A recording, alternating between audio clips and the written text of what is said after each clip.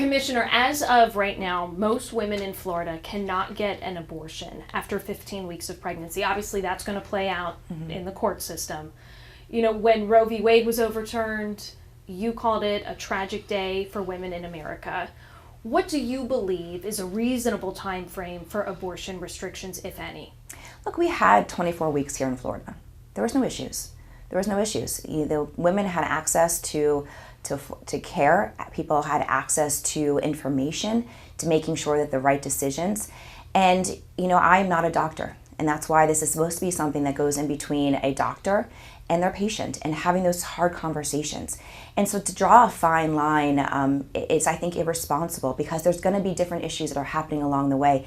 And 15 weeks is not enough. We've heard the stories and we know the stories that are out there, and the fact that we have no exceptions for rape or incest or victims of sex trafficking. Unfortunately, women are going to die. And unfortunately, you're going to see a lot of back alley abortions again. You're going to see women taking precautions that they wouldn't have had to do if they had had access to reproductive health care. Let's talk about parental rights for a minute here. It's been a big topic of discussion, topic of contention. And when I say parental rights, I mean, classroom instruction, education, healthcare. What is your message to parents in the state of Florida? Look, to all the parents in the state of Florida, we want our kids to be safe. We want our kids to be educated. We want our children to have every economic opportunity that their parents had and even better. And so it's important that, of course, parents have a right in how they're bringing up their children. And we want parents involved in every aspect of their health care of their children, making sure that they do have a say in what's happening in our school system. But there has to be a balance too, to make sure that it's not just one way or the highway. What would you say has been your single greatest contribution as Commissioner of Agriculture? Where do I start? We've done a tremendous amount of work inside the Commissioner's office. I promised to the people of our state when I was running, I ran on 3 W's, weed, water, and weapons, and have been able to accomplish in each of those different buckets. First of all, one of the biggest accomplishments that we've had is we've legalized hemp in the state of Florida. That was my first legislative session. This was an alternative crop to so many of our farmers who have been struggling, whether it's because of citrus greening, to unfair international trade practices, to weather conditions. And so the hemp plant gave our farmers another alternative. But it also gave us an opportunity to create a new industry in our state. We've created 12,000 new jobs, or 25,000 acres under grow, $380 million of economic impact. And this plant is going to be a replacement for our plastics, for our styrofoam, for concrete, biodegradable, uses less water, so better for the environment. This is going to be part of an industrial revolution that's going to start right here in Florida. Across the entire country, every single Commissioner of Agriculture looks to Florida's rules of how they can make sure they have a successful hemp program.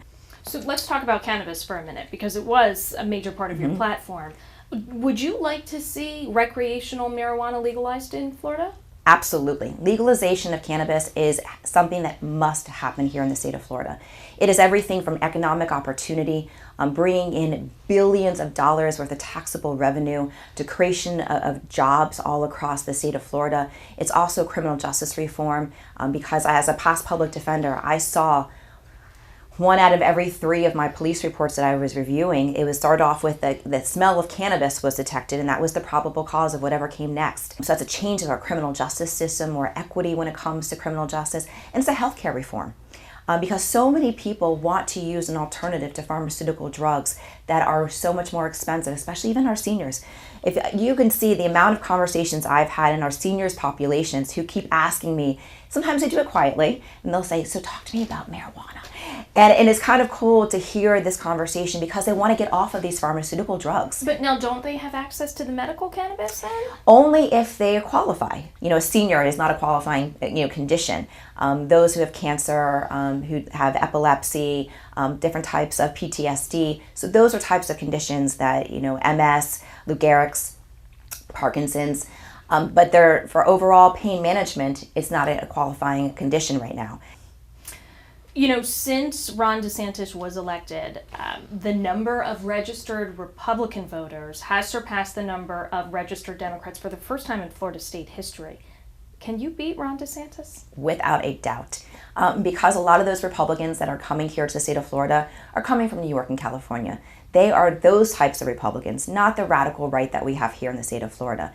And the reality is Ron DeSantis won by 33,000 votes in 2018. That is not a mandate.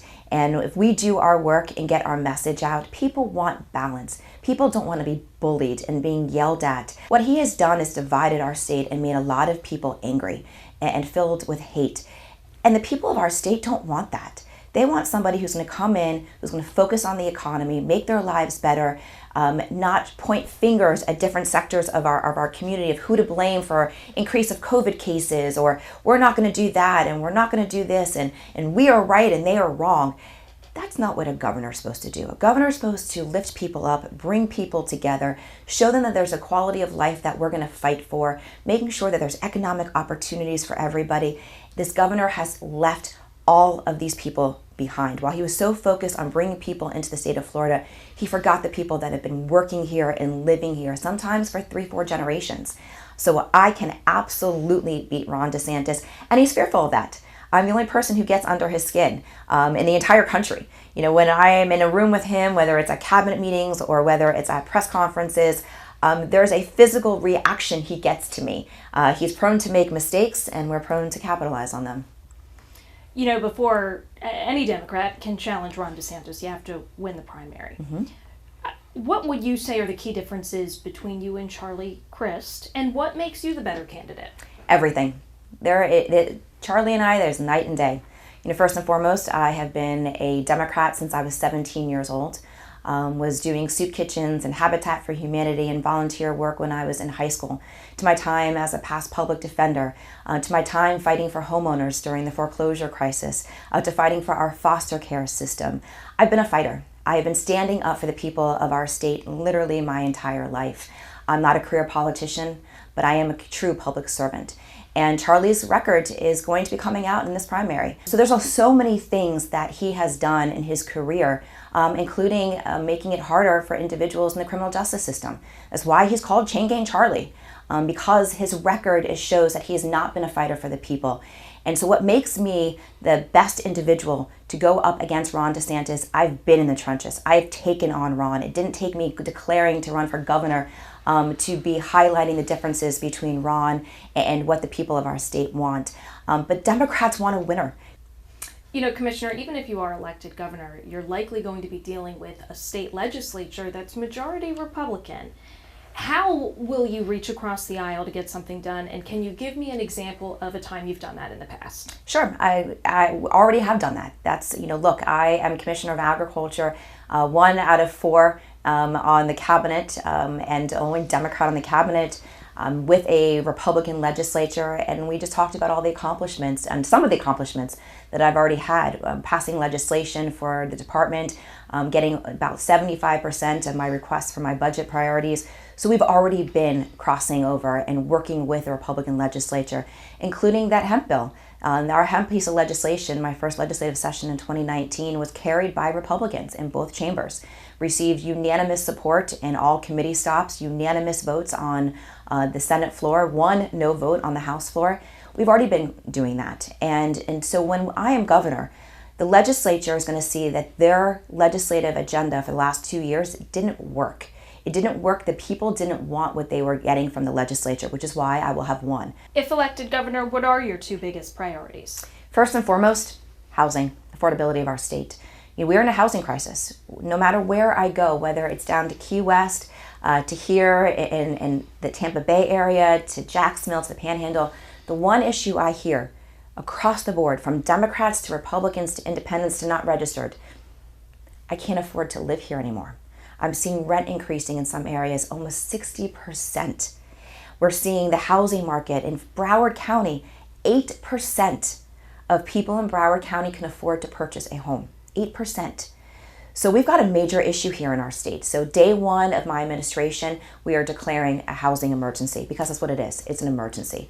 That way we can start looking at different tools that we have, making sure that we're taking money out of reserves to build more affordable homes, to go after predatory landlords, because this is price gouging, what they are doing. That's not inflation. Inflation is higher in Florida than it is across the country at about 11.4%. 60% rent increase is not inflation, that's greed. The second issue, Medicaid expansion. We've got a healthcare crisis. We've got too many people that are following through the gaps in healthcare coverage, and we saw that just explode during the pandemic, and we saw who was hurting the most. And so we've got to make sure that we're expanding our Medicaid. And so many states across the nation are doing it. It actually becomes a cost saver to the state. Let's talk about the pandemic for a second. So Ron DeSantis opened up early in a lot of ways, including opening up schools. Some states were shut down far longer. When you look at the COVID numbers, Florida about the same as New York and California. Did Ron DeSantis get it right or wrong on COVID? So there is no necessarily right or wrong. My issue with Ron has been from day one. He didn't understand that he couldn't go into this in it's my way or the highway, and that only his opinions mattered. And so what he did was he separated out our state and saying, if you are scared or you've lost a family member, too bad, because this is more important. He was unwilling to listen. He was unwilling to show up. He was unwilling to create calmness in our state. He spent most of his time yelling at reporters, yelling at experts who weren't on the same side as him. He was forcing his policy positions on people without showing any type of compassion. There's chatter about Ron DeSantis running for president in 2024. What are your political aspirations? I am focused on 2022 and being governor of our state. For my entire career, I was student body president at the University of Florida, and then started practicing law. And people kept coming up to me throughout my career, when are you running for office? When are you running for office? And it was whether I was running for the state attorney or for the public defender or for a judge or for a school board. And I said, you know what? I'm not going to run for something until I know, one, that it's in my heart and my passion, and where I can make the most difference and do the most good. And so that's when I decided to run for Commissioner of Agriculture in 2018, and that's why I'm running for governor in 2022. This is where my heart is. This is where my passion is the people of our state, and I will never neglect them. This is where my priority is, and it's unfortunate that's not where Ron is. Ron is spending more time talking about 2024 aspirations than he is focusing on the people of our state. What do you think is the biggest public misconception about you? Biggest misconception? I think the biggest misconception is, when I ran in 2018, everybody knew that I was, came from the cannabis industry, and they think that I'm a, one issue person. But the reality is that I'm a policy wonk. I can get into the weeds, no pun intended there, on virtually any issue because I listen, I do my research. I'm practicing law for close to almost 20 years at this point. I'm fierce in the courtroom, and I care about everybody. I've been somebody who has always taken that fight and made sure that people have a seat at the table. Even when I was student body president at UF, I was the first female in almost 2 decades, and it was important to me to make sure that I was lifting up the voices of other women, other young students that were coming after me. That's who I am. I'm somebody who always stands on the shoulders of those who came before me, but I'm always looking back to see who I can take with me. You alluded to so many people are coming into Florida. It's desirable. A lot of it's young families. It's not just older folks. They say 1,000 people a day. Ron DeSantis takes a lot of credit for that, for making Florida desirable for people right now. Is that accurate? Is that fair? Not even close. People come to Florida, one, the beautiful beaches, the weather down here, the fact that we have no income tax. So there's a lot of reasons why people want to come here to the state of Florida. And this is one of my other problems with Ron. Get over yourself.